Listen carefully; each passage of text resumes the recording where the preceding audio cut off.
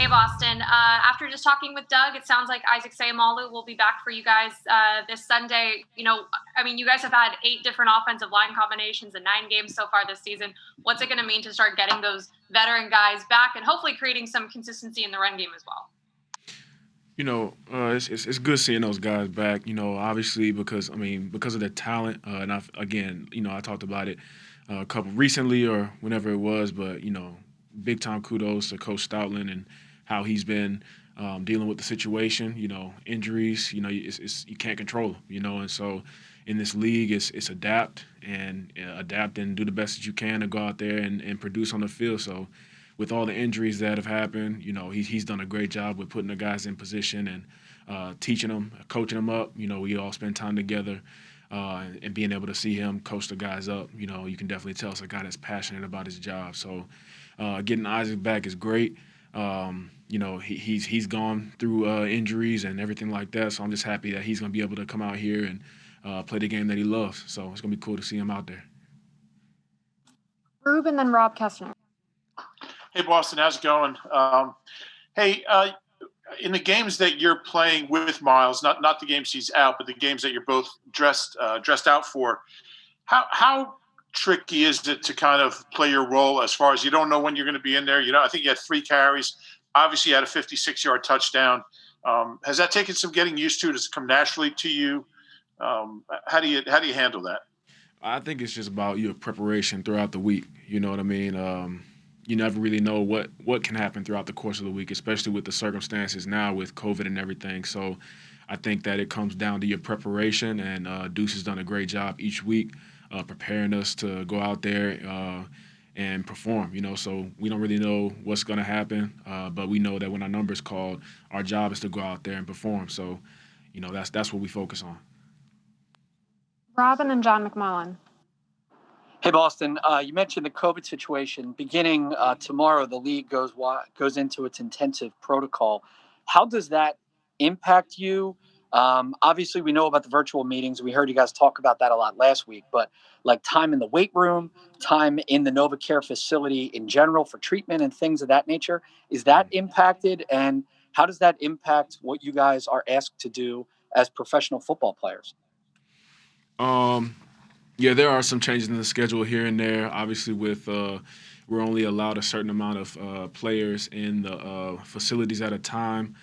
So with the workouts and everything's going to be staggered. We have to have masks on at all times in the building, outside. It doesn't really matter where we're at. But I feel like we've been handling it to the best of our ability with just all the protocols and making sure that we're staying safe and socially distanced and everything like that. So as far as our preparation throughout the week, we've been like you talked about, virtually meeting, and I feel like we've been doing a great job of staying locked in, staying keyed in. Guys are engaged, because at the end of the day, everybody in this building wants to win. So it really hasn't changed our mindset. It really hasn't changed our attention to detail. We're approaching every week the same way, and that's to win. John and then Martin. Hey, Boston. I don't know if you've been made aware, but the state of Pennsylvania, and it won't affect you this week, but they've come down with a new mask mandate for on-field play for professional athletes. Have the Eagles made you aware of that? And do you think you could play a game with an Oakley face shield, for instance? So, yes, but we've actually had situations in the past where we've had wear face masks on the sidelines, like in San Francisco, with the protocols that are in place there. But yeah, so we with being an intensive protocol, you have to have a covering at all times. So that means in walkthrough, whenever you're not wearing helmets, and also in practice. So guys have chosen to put the coverings on their face mask, and we've had to practice with it. So we'll be prepared. We have time for one more, so we'll end it here with Martin. Hey, Boston. I jumped on late, so I don't know if you can ask this or not, but one of the things with like COVID affecting, in your case, position group like wide receivers, have like guys been practicing like other positions? Like, I don't know, like you as a running back, have you been kind of working in other positions, like, and do you think that might be necessary if cases continue to spike as we go along? Definitely. I mean, again, I just credit the coaching staff. They've prepared for all the situations. You know what I mean? Like if someone gets knocked out here, someone gets knocked out there because of COVID, we have things in the game plan that we can use to adapt to that. So yeah. So I mean, all of that. You got to know your job, and also you have to know you just have to be prepared for anything, and they're prepared for it. And like, have you been working at other positions? I mean, I would say like through training camp. I mean, especially as at the receiver position, I know that they coach them up, to be able to play every position, and obviously, last year and then a little bit this year, you've seen us get into the slot and things like that. So I mean, I see us all as versatile players. So whatever needs to happen, that's what's going to happen. Hey, Mike, how you doing? Hey, I was wondering what that experience was like in the Dallas game when you were forced to go in there. You played 30 snaps. Seemed like you played at a pretty high level. What was that day like for you? Your first NFL game, and it kind of happened abruptly. Yeah, it was out of the blue. Coach Marco always keep me ready at all moments. And when he called my name, it was just surreal. I was just ready. I was prepared all week, so I knew once I got in the game, I was going to do my job, and I couldn't let my teammates down. So I made sure I was in my playbook, made sure I was prepared for that moment, and I was. Dave and then John. Hey, Mike. Nice to meet you. Nice to meet you. I know you started your college career off as a receiver and then flipped to defense. Can you tell us why that decision was made, and do you still feel like you're kind of learning how to play defensive back at this point? Yeah, I did start my career off as a receiver my redshirt year, and then my 2 first years playing football at University of Louisiana. Then I made the transition because we had a new head coaching change, and I originally was supposed to play both sides of the ball, but they realized the growth that I was making at corner and the lack of production that we was having at corner, and they sat me down and talked to me and thinking that it would be the best decision for the team, and I agreed. So that's what that transition came from. And I mean, yeah, I learned something new every day for corner, talking to the guys every day and talking to Coach Manuel every day. I learned something new every day. So I'm definitely going to learn. I still have things to learn about corner for sure. When you look back, was that the right decision? Oh, for sure. It was definitely the right decision because it fits me, my personality, everything, I'm an aggressive guy. So just being on the defensive side of the ball, it helps me out a lot. John and then Les. Hey, Mike. Congratulations first. Thank you. Also, kind of following up on Dave's question there, how much did your history as a receiver, how much does that help you on the defensive side of the ball to kind of get into the mind of what receivers are trying to accomplish? Yeah, it helps out a lot. Coming from a receiver, different tendencies and splits from receivers. Sometimes they like to lean away to go another way, or how they wants to show late hands, or their eyes get big once the ball is right there. You just learn, little things coming from receiver and the tendencies that they have. Les and then Martin. Hey, Mike, you've had some practice squad experience this year. It's a different year in that regard. There's this, some years you only get a couple guys called up from the practice squad all year. Those guys spend the whole year just practicing, giving scout team looks. This year, every week, a couple guys play. Is it different being on a practice squad this year than you think it would be normally in the NFL? Do the guys talk about that sort of thing very much? Oh yeah, for sure. Every day coaches preach you're one play away, one COVID test away. So everyone has to prepare like they're getting ready to play, and coaches preach that. Even the players as well, the veteran players, they preaching that to us as well. Make sure you're ready, because you never know when your number will get called. Just like mine, I never knew that my number would get called that late in the week, late notice. I just had to make sure that I was preparing and ready for that moment, as well as other guys. And I believe that those guys are doing the same thing. They're taking this very serious. They're not lacking. They know the game plans and everything. And what do you expect your role to be this week? This week, I'm a key special teams guy. Whatever the coaches ask me, I'm going to play hard as all times, every play, all day. That's just who I am. I'm going to play hard. Whatever they ask me to do, that's what I'm going to do. Thank you. Martin and then Daniel. Hey, Michael. You mentioned your background as a wide receiver, and obviously, this week COVID-19 has kind of affected quite a few receivers on your team. Have you done any work at wide receiver this week or at all during the season to be ready just in case something drastic were to happen and they might have to use you there? Oh no, I haven't done any work at wide receiver as far as our offense. Now, when it comes to scout team looks, I will jump in there and help the guys out so they wouldn't be so winded. Get those guys a blow so they could continue to be fresh. So I just jump in at receiver on scout team to help those guys out. But as far as into the game plan and knowing the offense and things, no. What has that kind of been like? Getting a few scout team reps here and there at receiver. Is it kind of weird? Oh no, I love it. I just love to compete. And then those guys are my brothers. I make sure that they could get the best look as possible. And I know with me, I'm going to go hard, regardless of where I'm lined up on the field. And those guys know that and they respect that. So they know, when I go to the receiver, they know it's going to be a game rep. We have time for one more, so we'll end it here with Daniel. And Mike, going off what Les asked you a little bit ago, when it comes to being elevated from the practice squad to the active roster for game day, like you were the past 2 weeks, when during the week do you find that out? What is that process kind of like of, I guess basically just finding that out?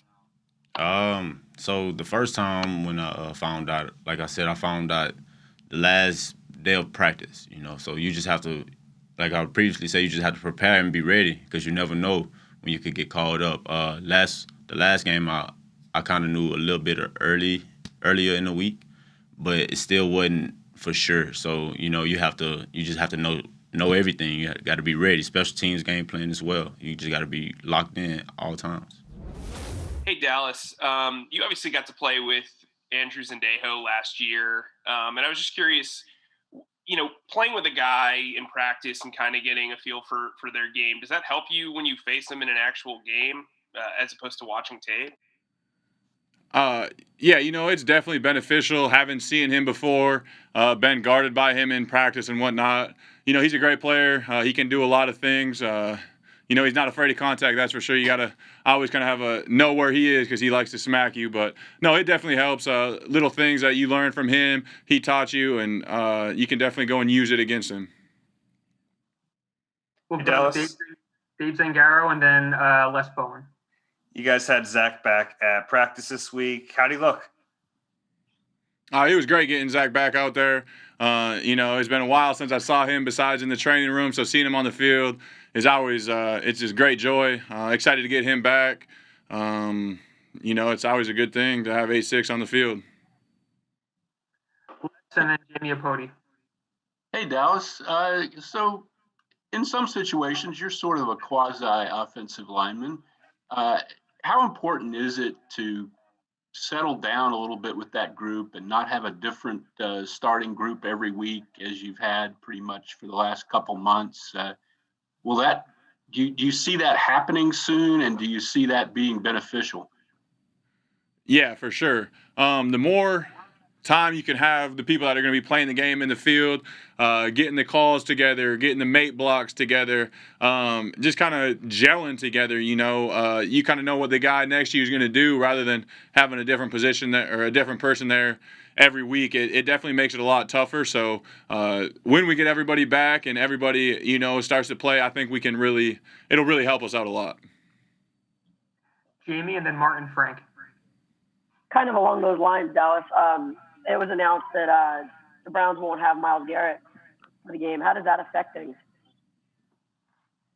Yeah, anytime a great player like that goes down, it's a little bit of a sigh of relief. But, all those defensive ends are, NFL players on an NFL football field. So they're going to be giving it their all, and we got to do the same. But losing Myles Garrett is definitely going to be a little bit of a loss. It's going to kind of allow us to breathe a little bit more. You know, you don't have to look for 95 on every play. It's definitely an advantage. Martin Frank and then Zach Berman. Hey, Dallas.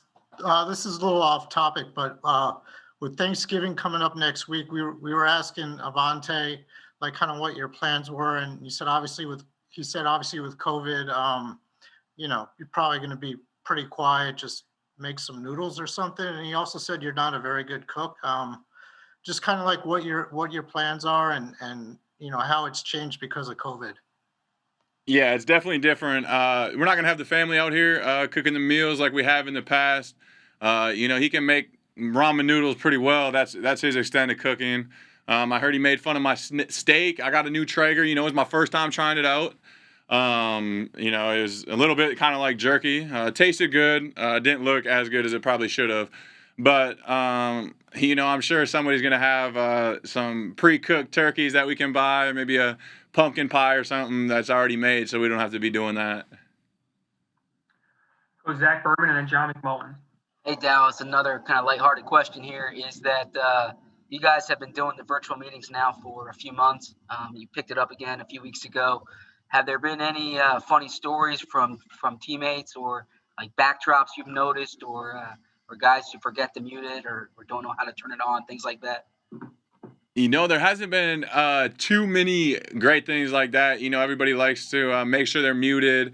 It's actually more fun to me being in the building just because, you know, you can have the side conversations. It's hard to do in the Zoom because, you know, if one person talks, you can't hear other people. So people tend to stay pretty quiet there. But, you know, you do get to see people's houses a little bit, kind of where they're set up. You know, Jake Elliott's got just a big old clock in the background. You know, he's swagged out like Waka Flocka. But other than that, you know, there's not a whole lot. We'll go John McMullen here. Hey, Dallas. We were talking to Slay earlier in the week, and he mentioned that Carson addressed the team, and there's a lot going on outside with the protocols. Just what was kind of the messaging of that? Yeah, you know, control what you can control. Everything, the outside noise, the inside noise, you know, we can't listen to any of it. We don't know what's going to happen. We don't know with anything what's going to happen. So we just got to stick together and, you know, continue to grind. Hey, Cre'Von. How you doing, man? How you doing? Doing well.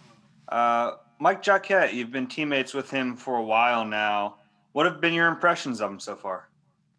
Oh, man, like I said last time, you guys asked me about him. He's just been a phenomenal rookie who's been working on his craft lately.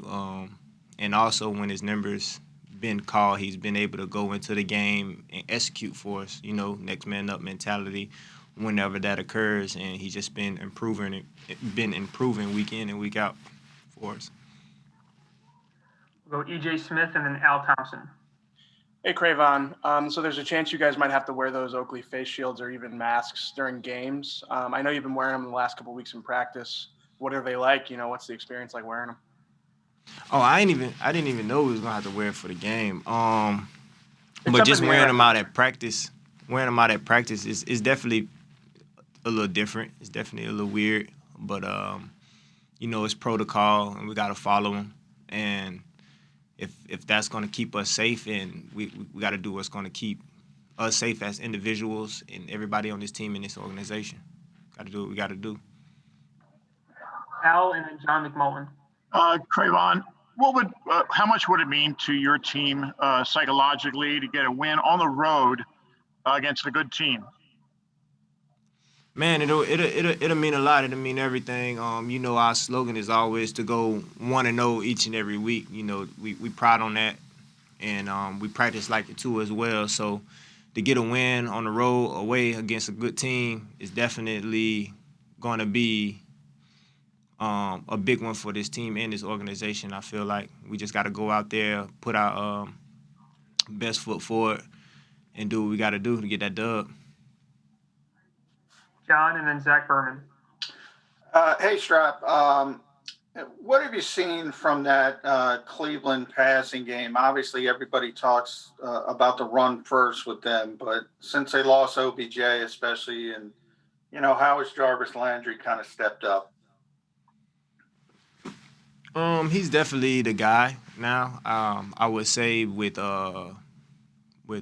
OBJ's absence, and they definitely use their tight ends a little more in the passing game too, being that they don't shy away from using their tight ends out wide and making it look like 11 personnel or 12 personnel or whatever the case may be, whether it's empty, whatever you name it. And I think they definitely use their run game to open up their passing game. So Baker Mayfield is definitely comfortable with throwing to Jarvis, and I think he's been doing a good job so far with OBJ's absence.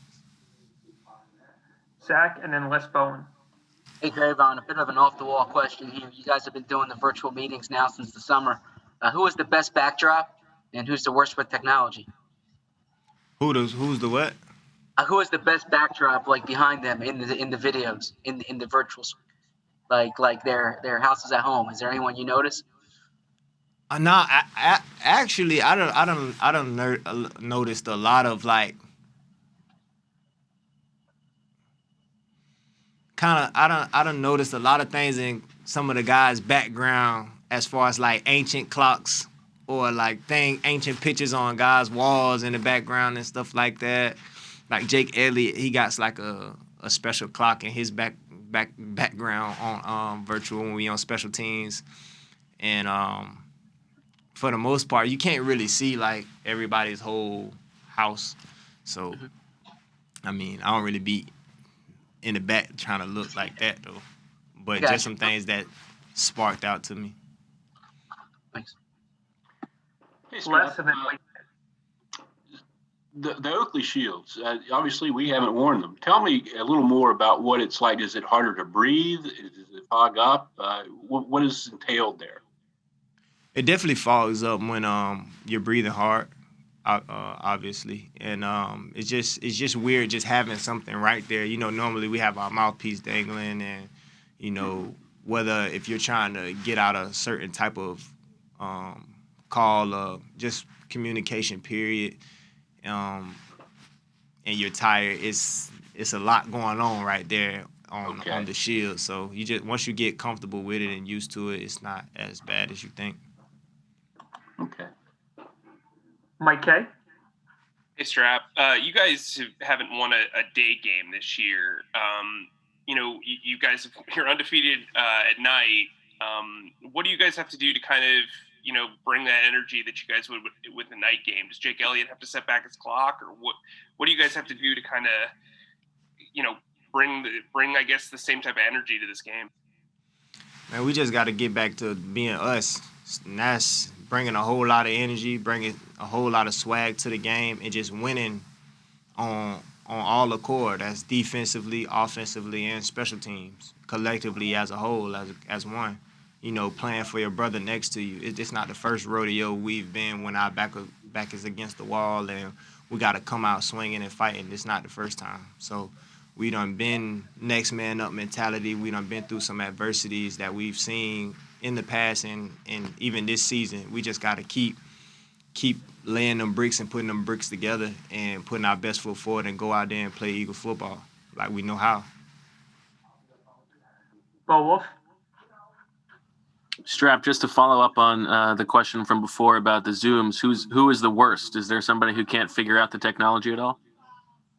No. Everybody is good as far as like being on virtual. Or anybody like forgetting to mute themselves or something like that? Huh? Is there anybody like forgetting to mute themselves or any funny things like that? Nah. We definitely have fun with it. Like, as far as, before meetings start, we get those 5 minutes to ourselves. Maybe I'll unmute my mic and play some Bad Boys or some Friday After Next just to get the group laughing or something like that. But, yeah, everybody pretty in tune with the virtual meetings.